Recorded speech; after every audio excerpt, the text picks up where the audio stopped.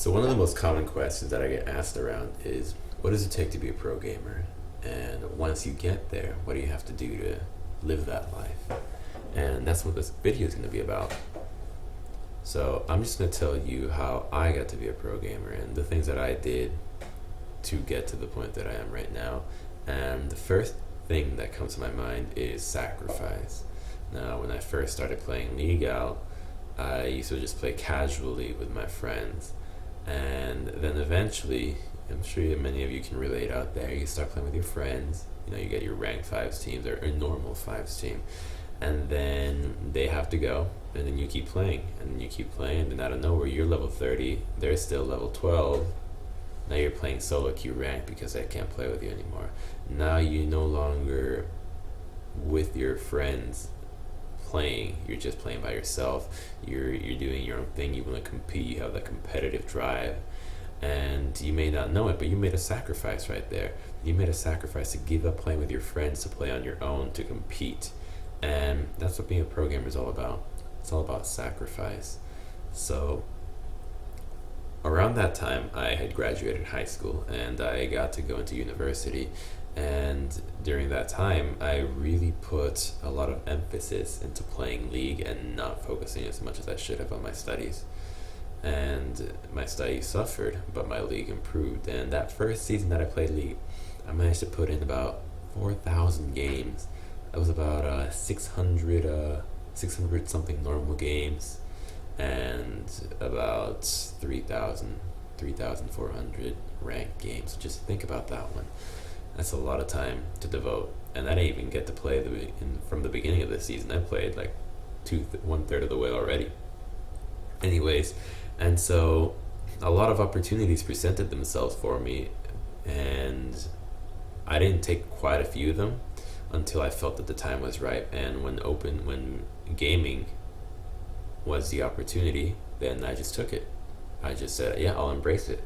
And that all started with the IPL 3 tournament in 2011. I mean, 4 years ago sounds like a long time ago, and looking back, it really was. And I was asked to sub for Epic Gamer back then, and I subbed for them. They flew me in, like everything was paid for. Played at Atlantic City, got second place, got a paycheck afterwards for $1,000, like a free weekend for $1,000 to play a game.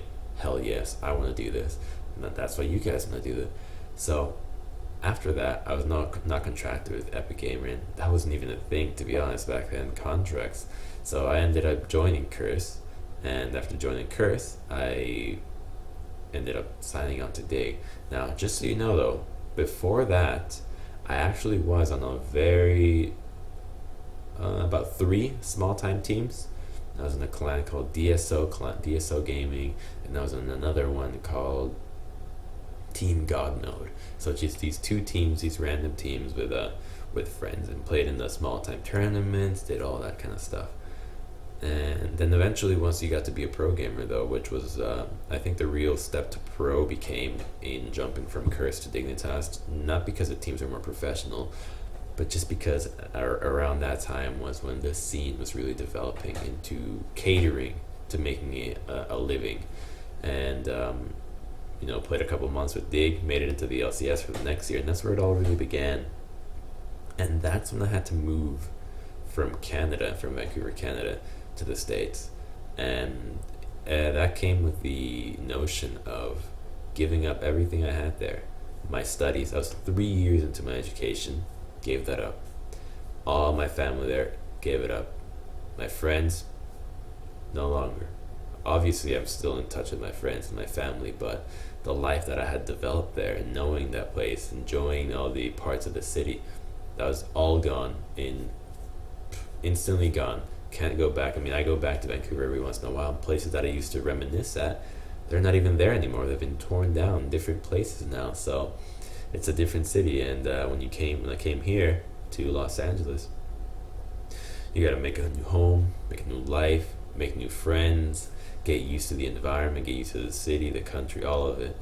And it was different. It was very different. But I was at all times willing to do that. And most importantly, I was all times willing to eat, sleep, and breathe League. And that's what you need to be prepared to do. Now, I'll go into that a little bit later, but for now, I'm going to tell you the steps that you should take right now if you want to be a pro gamer, how you can maximize your chances of doing that. To be honest, if you're good, you're going to get it. It's that simple. If you're actually good and you follow these things, you will become a pro gamer. It's science. It not science, but it's just as easy as like playing. It's as simple as the steps that you would need to take to play from high school basketball to college basketball to NBA. Just as easy as that. So the most important thing is to be in a place where you can get scouted. And by scouted, the only place there is in a video game, it's your solo queue ladder. So you can't be using your time to play ARAMs with your buddies. You can't be playing normals. You can't be playing Dominion. You gotta be playing your ranked fives. Your solo queue ladder on Summoner's Rift, not your threes, solo queue. And you need to be playing that a lot. So much so that you need to be reaching Challenger tier, because if you're not Challenger tier, no one's going to look at you, especially if you're bottom Challenger tier. You need to be the top of Challenger tier as quickly as you can with the best record that you can, and that's the way that somebody's going to notice you. If you want to specify and specialize in a specific role, go ahead, but if you can play all roles, that's fine. It really doesn't matter what role you play. You just need to be high ranked and show proficiency in a specific role. That's it. You can't be average at all roles. You got to be good at one at least. So once you reach that point, you need to make sure that you befriend your pros. Make sure that you know the people in that scene, because those are the people that are going to contact you eventually, the pro gamers that play with you. Like the team members of other established teams will contact you if they need somebody that is going to replace them, or they need somebody for a new team, for some friends. Those are the people that are going to scout you. So you need to talk to these people and treat them well. It's very important that you act composed and you don't act like a dipshit in solo queue. You need to be somebody that's not going to rage. You need to be somebody that's going to try, that's not going to troll, that's not going to mess around. That's the person that somebody wants, because how can an organization even consider looking at you if you can't even handle the stress that comes with dealing with 4 people that are your own teammates, when as a pro you're expected to deal with the pressure of hundreds of thousands of people looking at you, criticizing you and judging your every move, and you can't handle 4 players? That just doesn't fly. So you need to be able to handle that. And once you do that as well, it's also very important that you start practicing in a way that will get you noticed.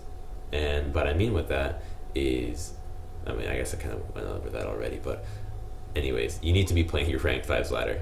You need to join a team and join small time teams, make some friends in solo queue, befriend the pros, and play with other people that they know, and just get good. Just play in a deliberate manner, a deliberate practice, so that you're going to play and practice your solo queue mechanics, because you should not be applying anything that you may have heard from teamwork into solo queue. It's not going to work that way. You're not going to succeed in solo queue if you keep practicing team ideas.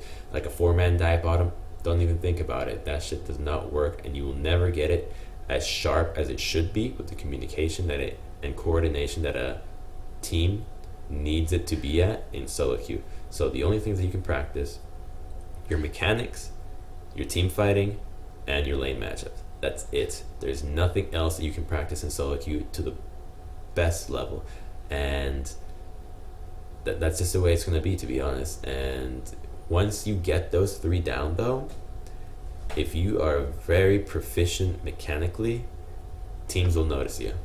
You're high ranked challenger, you're not an asshole, you're good at the game, teams will notice you, and teams will want to contact you, because obviously the question they have is he good at it in the team environment? They just gotta find out. They gotta talk to you to find out, and that's the step that you want them to take. That you want them to take that risk with you. And join challenger teams. Join teams with buddies that you met in solo queue. Make teams with them. Start talking to them. Say, hey, you want to play ranked 5s ladder? And hell, you might make it into the challenger scene.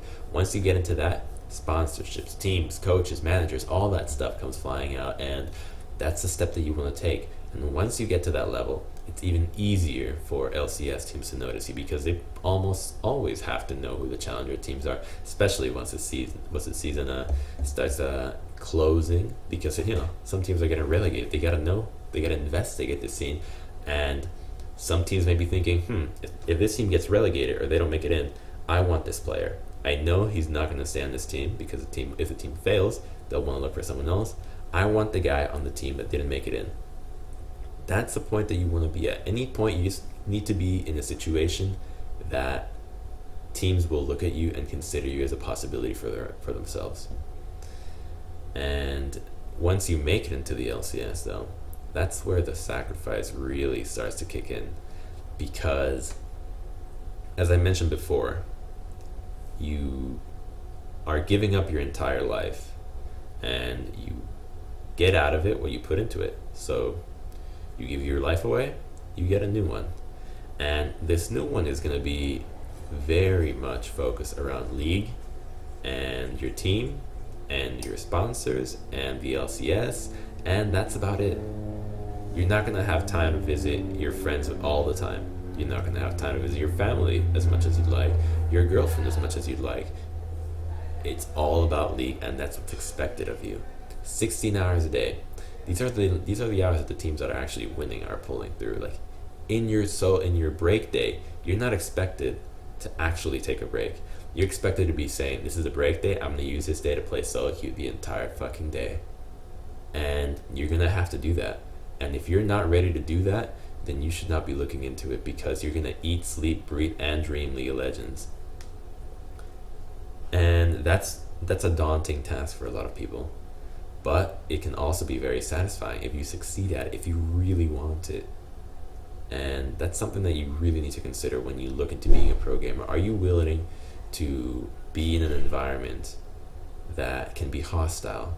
And this is something I forgot to mention, since this is I'm re-recording the video actually, but you need to be open-minded and very open to criticism when you join a team, be it a challenger team, an amateur team, a pro team. It's very important that things don't get under your skin by both comments on the internet, but what your team says at you. And one thing that kind of bothers me, though, that I see a lot of teams do it, and a lot of coaches and just players all around, when you go to criticize somebody, and this is something that I think everybody should take into consideration when they either play solo queue, play normals, play anything, don't call out anybody by their name. And the reason is, that's just psychology. Let's say I'm playing mid lane, right? I'm playing mid lane, and I should have been playing a little more aggressive, but maybe I don't know that at a certain time. And then my support tells me, hey Alberto, you should have been playing more aggressive at this time. I'm thinking, wait a minute, you're a support. You don't have any right telling me how to be playing. I know what I'm doing. You're just a support telling me how to play the game. Just keep it to yourself, and I'm just going to ignore that. But if somebody tells me, hey mid, you need to be doing this at this time, you need to be playing more aggressive at this time, now I'm thinking, this guy's not calling me out.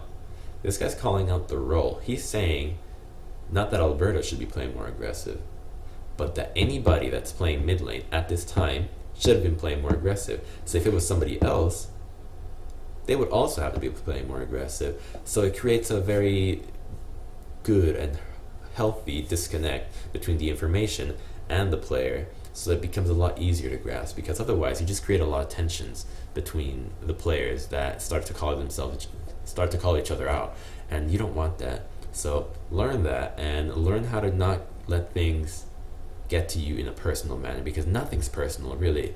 Practically nothing in this world is personal. So just do it like that. Just learn to take criticism well and apply it to your next game and see what happens.